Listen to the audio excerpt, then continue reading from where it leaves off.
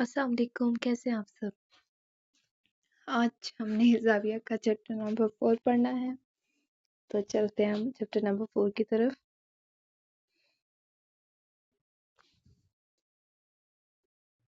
This is मायूसी। मुझे उम्मीद है आप लोगों को अच्छा लग रहा होगा। अगर अच्छा नहीं लग रहा तो प्लीज़ आप मुझे साथ-साथ बताते आएँ मुझे क्या चीज़ इम्प्रूव करने की ज़रूरत है, because I am learning along you. Okay, this is मायूसी। अच्छा, इशफाक अहमद की बातें बहुत मज़े की होती है। मतलब recently I am going through certain crisis like thing, but I'm getting healed along the time and after reading all that material. So we are going to read it. मायूसी, ये जो मायूसी का भंवर होता है ये बड़ा जालिम गर्दाब होता है। इसके किनारे किनारे पर आदमी घूमता रहे तो बचने की कुछ उम्मीद होती है, लेकिन जब बहुत गहरा उतर जाए तो फिर बचने की कोई आस उम्मीद बाकी नहीं रहती। मैं अभी एक ऐसी महफिल से उठकर आया हूँ जहाँ नौजवान लड़के और लड़कियाँ अपने मौजूदा हालात पर तबसरे कर रहे थे और उनके अंदर मायूसी और नाउमीदी की वैसी कैफियत पैदा हो गई थी जैसी कि किसी ज़माने में जब हम उनकी उम्र में थे हमारे अंदर पैदा हुई थी। हमारे ज़माने में चूंकि कोई साइकेट्रिस्ट, कोई डॉक्टर, कोई माहिर नफ्सियात नहीं थे, इसलिए हम अपने दुख का मदावा करने के लिए इन बड़ों की तरफ भागते थे जिनके पास कोई ऐसा पोशीदा नुस्खा ज़रूर मौजूद होता था जिसको आप हमारा बाबा कह लें तो वो हमारी मुश्किलात के हल ढूंढ कर हमें दे सकते थे। जब हम बाबू से पूछते थे कि आप ऐसा नुस्खा कहाँ से हासिल करते हैं तो वो कहते थे कि आप भी ये फ़न तिब्बे रूहानी का इल्म सीख सकते हैं, क्योंकि नुस्खा साहिल के पल्ले बंधा हुआ होता है, उसको सिर्फ खोलना होता है और उसके हवाले कर देना होता है। आदमी उसके साथ झगड़ा करता है, तकरार करता है, उसके साथ डायलॉग में शरीक होता है, इसलिए उसके पल्लू में बंधा हुआ नुस्खा खोलना मुश्किल हो जाता है और फिर इसका कोई इलाज नहीं हो पाता। हम बड़ी गहरी मायूसी के दौर से गुजर रहे हैं। तो उन्होंने कहा आपको कम से कम मायूस होने का और नाउमीद होने का कोई हक नहीं है। वो लोग जो आपसे पहले गुजर गए या जिनका कोई नामो निशान बाकी ना रहा, जिनके बारे में लोग जानते नहीं हैं या जिनका सफ़ा हस्ती पर कोई मवाद तहरीर नहीं, उनको तो मायूस होने का हक है, लेकिन आपको हक नहीं है। मेरी तरफ मुखातिब होकर कहने लगे आप जो हैं, आपके जो बड़े परदादा थे वो पोरस की फौज में मुलाजिम थे और उसके अंदर आजम से लड़े और उन्होंने बड़ी दादे शुजात दी। उनका एक बाजू कट गया लेकिन जिंदा और सलामत घर पहुंचे और उनके घर जो बेटा पैदा हुआ और उस कटे हुए बाजू वाले सूरमा के घर में जो कि आपका जब्बर दादा था वो इस दुनिया में आया और जिंदा रहा, सलामत रहा, उसकी नस्ल आगे चली। और जो आपका शक्कर दादा था वो पानीपत की दूसरी लड़ाई में शामिल हुआ और खूब बेजिगरी के साथ लड़ा और फातेह होकर वापस आया, लेकिन उसके घर जो बच्चा पैदा हुआ वो जवान, तवाना, खूबसूरत था और वो ताउन के हाथों मारा गया। लेकिन उसके घर एक बच्चा पैदा हो चुका था जो कि आगे बढ़ता, फलता, फूलता रहा और आपकी इस जबरदादा की मुतवाज़ी एक और आपका गखर नाना था जिसके घर एक औरत बेटी पैदा हुई जिसकी शादी उस पुरस वाले से हुई। एक सिस्टम बना के ला रहे हैं। कहते हैं कुदरत घेर घेर के उनको जिंदा सलामत रख रख के आपको यहाँ तक इस डेट तक लाई है। Wow, amazing. मतलब what he trying to tell us कि हमें यहाँ तक आने के लिए कितने ही लोग, कितनी ही नस्लें लगी हैं हम बनने तक। ओके, कहते हैं कुदरत घेर घेर के इन लोगों को जिंदा सलामत रख रख के आपको यहाँ तक इस डेट तक लाई है और वो लोग जो कुदरत को मंजूर नहीं थे, जिन्हें वो जिंदा नहीं रखना चाहता, वो पैदा होने से पहले ही निस्तो नाबूद हो गए। उनके वालिदान पहले मर चुके थे, खत्म हो चुके थे, नाबूद हो चुके थे। आप जो इस दुनिया में मेरे सामने मौजूद हैं तो आप नहायत मोहतरम, नहायत आला, नहायत स्पेयर, नहायत स्ट्रॉन्ग, सॉरी स्पेयर नहीं सुपीरियर, आला, नहायत सुपीरियर, नहायत स्ट्रॉन्ग, नहायत इम्पोर्टेंट लोग हैं, वरना कुदरत ऐसी गलती, ऐसी हमाकत कभी ना करती और आपको कोई हक नहीं पहुंचता आप मायूस हों और इस नेमत का शुक्रिया इस तरह से अदा करें जैसे कि आप करते हैं। ہمارے لیے یہ بڑی حیرانی کی بات تھی۔ انہوں نے کہا آپ اتنی عرفہ قوم ہیں اور آپ کے ارد گرد چلنے والے یہ تانگے والا، یہ کیبان ویلڈنگ کرنے والا، یہ ترخان، یہ لوہار، یہ پروفیسر، یہ ڈاکٹر، یہ سارے کے سارے اگر یہ موجود ہیں، اگر آج ہیں تو قدرت چھانٹ چھانٹ کر ان کو لائی ہے اور کچھ لوگوں کو اپنی چھلنی میں گزرتے ہوئے لے آئی۔ تو آپ کیسے مایوس ہو گئے؟ بڑی بے حیائی کی بات ہے اگر آپ مایوسی میں، نا امیدی میں یا نامرادی میں داخل ہوں۔ ہم نے کہا لیکن ہم تو ہو جاتے ہیں اور کوئی لمحہ ہم پر ایسا نہیں گزرتا کہ ہم مایوس نہ ہوں، گھبرائیں نہ، باوجود اس کے کہ اللہ بار بار فرماتا ہے میری رحمت سے نا امید نہ ہونا، اس میں بڑا کوئی راز ہے۔ تو فرمایا ہے فرمانے والے نے کہ چونکہ آپ کی زندگیوں میں خواہش، آرزو، ڈیزائر اتنی گہری اتر چکی ہے کہ آپ ماں سوائے مایوسی کی بیٹری کا چارج لینے کے اس ڈیزائر کو رکھ لیتے ہیں، کیونکہ ہر لمحہ آپ کے اندر کسی نہ کسی شے کی خواہش پیدا ہوتی ہے اور وہ ختم نہیں ہوتی، اس لیے آپ مایوسی کے ساتھ چلیں گے۔ جب خواہش کم ہوتی چلی جائے گی اور آپ کی وہ جائز ڈیزائر آپ کے ساتھ رہیں گی، وہ خواہشیں رہیں گی، وہ آرزویں رہیں گی جو کہ رہنی چاہیے، پھر آپ کو کبھی مایوسی نہیں ہوگی۔ آپ ایسے ہی پھریں گے جیسے ایک بلبل ہوتا ہے، جس طرح ایک چڑیا چہچہاتی ہے۔ آپ کو پتہ ہے پاپے کہتے ہیں کہ بلبل کو پتہ نہیں ہوتا کہ موت آ رہی ہے، وہ گانا گا رہی ہوتی ہے اور موت آ جاتی ہے۔ آپ ہر روز مرتے ہیں، ہر روز خوف زدہ ہوتے ہیں، خوف کے مارے آپ کا دم وقت سے پہلے ہی نکلا ہوتا ہے، بلکہ every moment every day you keep on them. چڑیا کو اس کا نہیں پتا، گھوڑے کو نہیں پتا، شیر کو نہیں پتا، وہ بڑے مزے سے آزادی کے ساتھ چلے جاتے ہیں کیونکہ ان کے اندر یہ ڈیزائر نہیں ہے جو ہمارے اندر اشتعال پیدا کرتی ہے یا ہمارے اندر تصویر پیدا کرتی ہے۔ تصویر ہمارے ہاں منع ہے اور عام طور پر سمجھدار سیانے بڑے کہتے ہیں یہ کیوں منع ہے؟ تصویر آپ کے اندر خواہش اور انگیخت پیدا کرنے کا بہت بڑا ذریعہ ہے۔ مجھ سے پوچھتے ہیں میرے بچے کہ بابا تصویر اگر آپ کہتے ہیں نہیں چاہیے تو ہم پاسپورٹ پر کیا لگائیں؟ میں نے کہا وہ تصویر نہیں ہے، وہ تمہارے دستخط ہیں، وہ تمہاری تصویری دستخط ہیں۔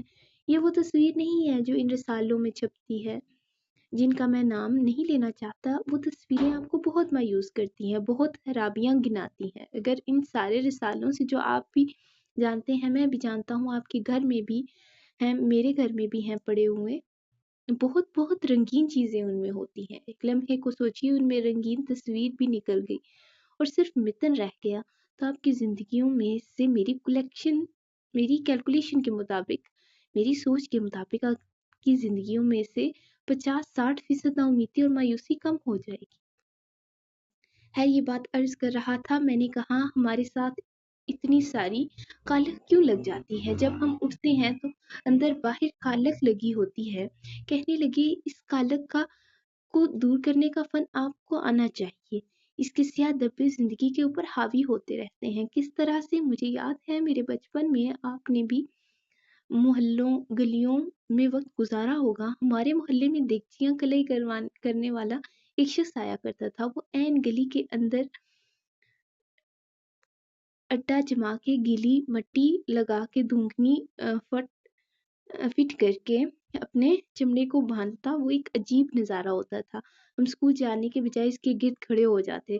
کالی سیاہ دھونکنی کوئی دیچکی جن کی شکل دیکھنا آپ گوارا نہیں کرتے، ان کو ذرا سا دھو کر کوئلوں کے اوپر لٹا کر سوکھنے دیتا۔ دھونکنی سے ہوا دے کر وہ کلئی کے ساتھ کلئی کی ایک جھریٹ دیتا تھا اور اس کے پاس ایک لوگڑ ہوتا تھا جس کو نوشادر کے ساتھ لگا کر وہ اس کو مانجا دیتا تھا اور وہ دیچکی دیکھتے دیکھتے بکائے نور بن جاتی اور جی چاہتا کہ آدمی اس کو دیکھتا رہے اور دیر تک دیکھتا رہے۔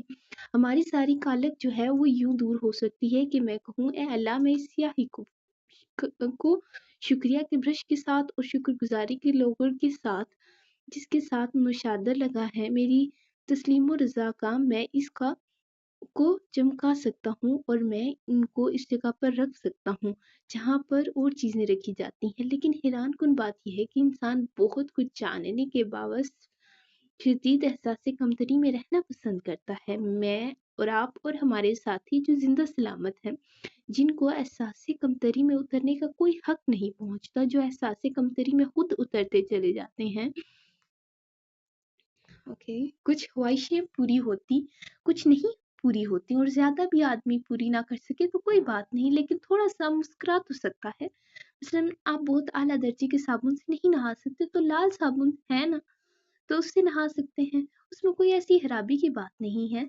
लेकिन जब आदमी मजबूर करता है और उसके साथ वाले मजबूर करते हैं कि देखो तुम्हारे पास ये है, इसने कहा तुम तो कंगले हो, वो डरता रहता है, कांपता रहता है, खौफजदा रहता है, हालांकि उसके पास बहुत सारी सलाहियतें होती हैं जिनको सहारा बनाकर वो बड़ी आसानी के साथ उन लोगों को मुंह तोड़ जवाब दे सकता है, अपने वजूद से, अपने होने से, अपनी एंटाइटीज से, कि देखिए ये बात मैं कबूल करने के लिए तैयार नहीं हूँ जो आप करते हैं।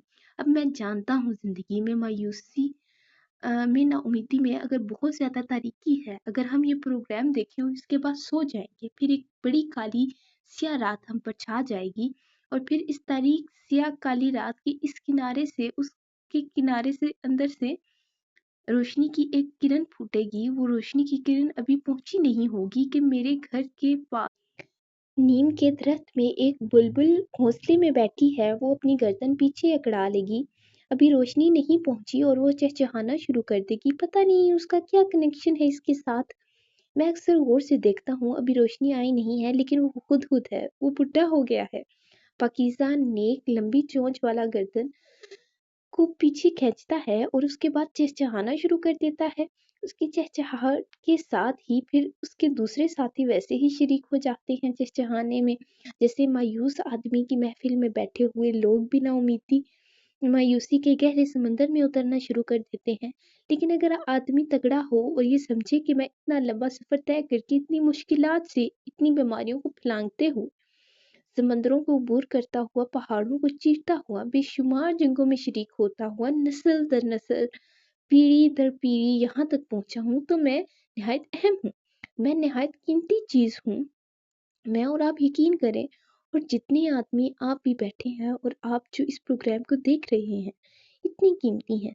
आज अगर आप कागज लेकर कैलकुलेट करें तो अपने फैमिली शिजरे नस्ब नामा होने के बावजूद पीछे चलते जाएं तो फिर आपको पता चल जाएगा कि आप कितने अहम हैं।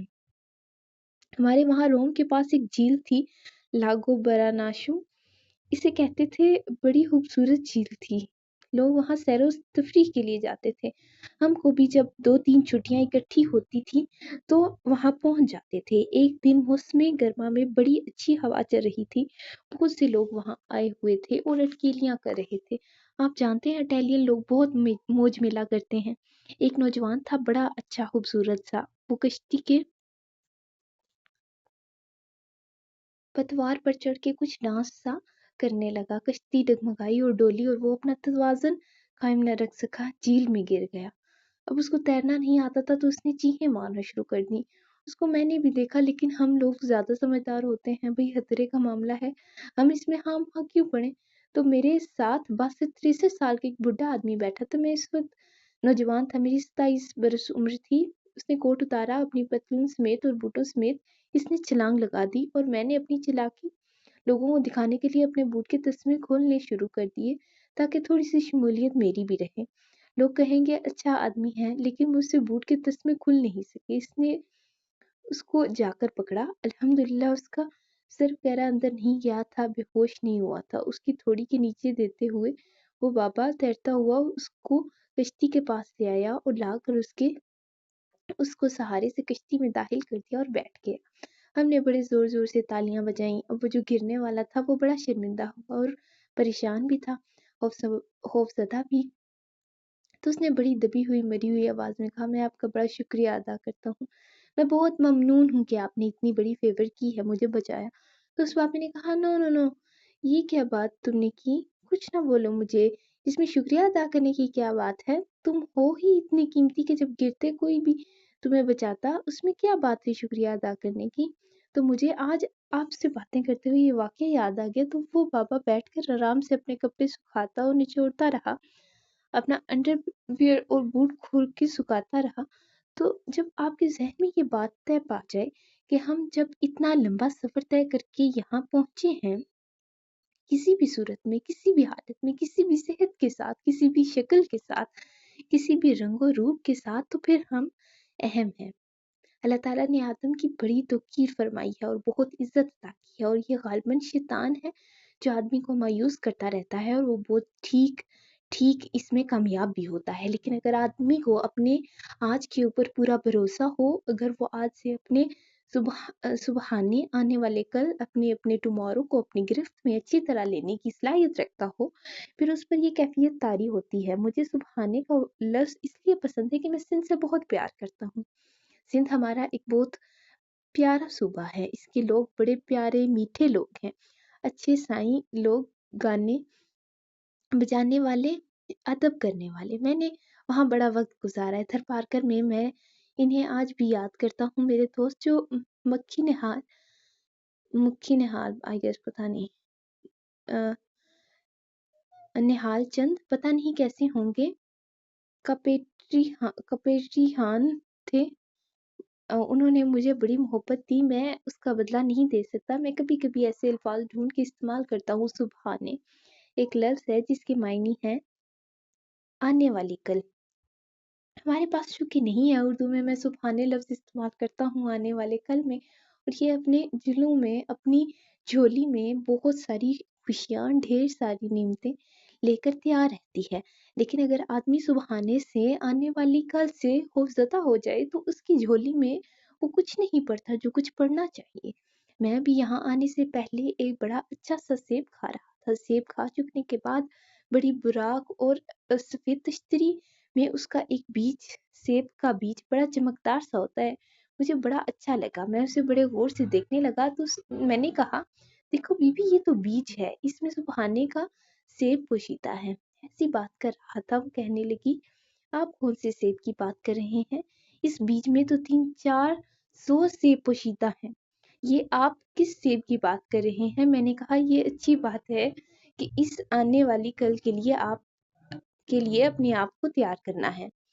اور مایوسی کی بات یہ ہے کہ اس میں سے نکلنے کے لیے بہت ساری چالاکیاں اختیار کی جا سکتی ہیں، اور میں یہ سمجھتا ہوں، اور میرے باپو نے یہی بتایا ہے، کہ اگر آپ اپنی خواہش کو، اپنی تمنا کو، اپنی آرزوؤں کو ذرا سا روک سکیں، جس طرح آپ اپنے پیارے ڈوگی کو کہتے ہیں، تم ذرا باہر دہلیز پر ٹھہرو، میں اپنا کام کرتا ہوں، پھر میں تمہیں لے کر چلوں گا، تو ڈیزائر کو سنگلی ڈال کر چلیں، اور ڈیزائر کو جب تک آپ پیار نہیں کریں گے، کتے کی طرح سنگلی ڈال کر سیر نہیں کروائیں گے، اسے نچائیں گے نہیں، اس کو گلستان کی سیر نہیں کروائیں گے، وہ چمٹ جائے گی۔ آپ اس کے ساتھ ڈیٹیچ رہیں گے، آپ آپ کے محبوب کے درمیان ایک چھوٹی سی سنگلی ہوتی ہے، اور ایک عجیب طرح کا فاصلہ ہوتا ہے، اسی طرح آپ کی ڈیزائر کے اور آپ کے درمیان ایک فاصلہ ہونا چاہیے۔ اس کو کھلائیں، ساتھ ساتھ رکھیں، لیکن ڈیزائر کو اپنے اوپر حاوی نہ ہونے دیں، یہ سب سے ضروری اور مشکل امر ہے۔ اگر آپ شروع کر دیں سنگلی تو پھر کوئی مشکل بھی نہیں۔ ایک پیٹ کی ایک لمبی کہانی یاد آئی، پھر کسی وقت عرض کروں گا، لیکن اس کا گہرا تعلق ڈیزائر سے، انسان کی ذات سے ہے۔ کسی طرح سے وہ پالتو جانور آپ کی مدد کر سکتا ہے۔ اللہ آپ کو ثانیہ عطا فرمائے اور ثانیہ تقسیم کرنے کا شرف عطا فرمائے۔ اللہ حافظ۔ اوکے، ویسے ہی wrote very well and I really understood کہ ہم مایوس کیوں ہوتے ہیں۔ ہماری مایوسی کی سب سے بڑی وجہ ہماری اپنی ڈیزائرز ہیں۔ ہم اگر کسی چیز کو اچیو نہیں کر پا رہے، ہم جو چاہتے ہیں، ہم ویسا کھانا نہیں کھا پا رہے، ہم کیننس پہ نہیں جا پا رہے، ہم وہ فوڈ یوز نہیں کر پا رہے، ہم KFC نہیں جا رہے، تو اس کا کیا مطلب کہ ہم غریب ہیں، ہم میٹر نہیں کرتے؟